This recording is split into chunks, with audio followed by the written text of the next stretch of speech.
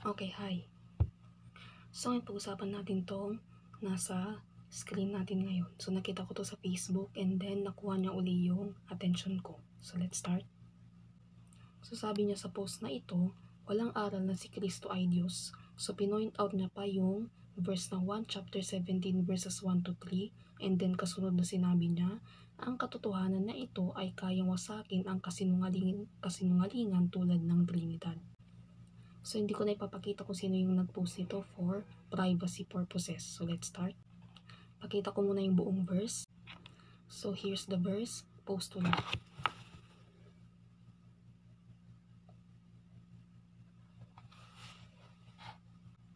So, mag-focus lang tayo dito sa verse na ito. Sabi dito, ito ang buhay na walang hanggan. Ang makilala ka nila, ang tanging Diyos na totoo at si Jesucristo na iyong sinugo. So, I guess ito ay verse 3 sa 1 chapter 17 verses 1 to 3. So, ito siya yung sa verse 3. So, yung sa FB post na nakita ko kanina na pinoint out niya itong 1 chapter 17 verses 1 to 3, may problema dun sa pagkakaunawa niya patungkol sa verse na ito. So, linawin natin. Bakit may problema dun sa pagkakaunawa niya? Mas mauunawaan nating maigi kung gagamitin natin ang word na sinugo na sinabi dyan sa 1 chapter 17 verses 1 to 3 ay ang original Greek text na apostelos, means pinadala o have sent. Ipapakita ko na lang dito yung Greek word para mas madali ninyong ma-visualize. Kasi kapag sugo, kahit parehas lang ang meaning, kapag ito ang naririnig ng ibang sekta, ang pumapasok sa kokote nila ay parang yung kanilang sugo lang, na parang propeta lang, di ba? Kaya, gamitin natin ang tamang term o word na pinadala sa NIV version ay ganyan ang term na ginamit. Basahin natin yung unang line. Ito ang buhay na walang hanggan. Tanong, sino daw ang eternal life? Ang sabi ay, ang makilala kanila ang tanging Diyos na totoo at si Jesucristo na iyong pinadala.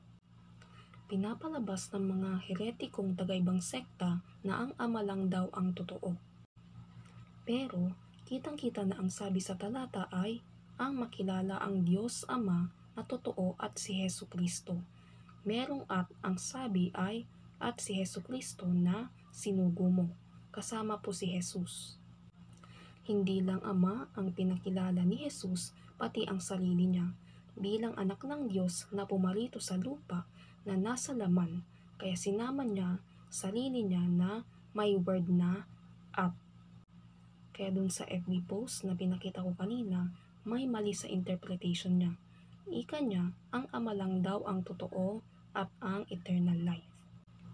Basahin natin kung sino ang eternal life at tunay na Diyos na pinapakilala ni Jesus. Basahin natin tong 1 John chapter 5 verses 20, post ulit.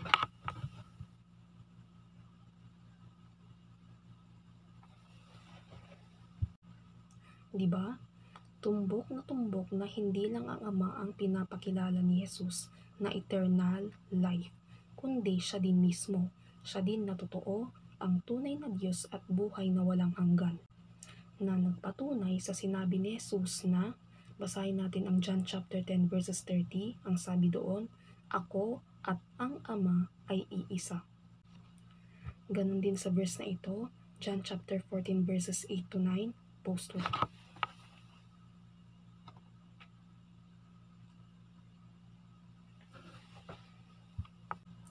Tandaan po natin, basahin natin itong 1 John chapter 2 verses 22 to 23, post ulit.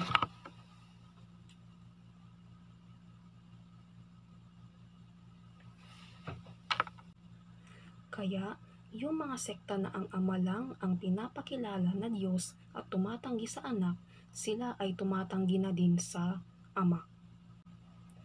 So that's all. God bless.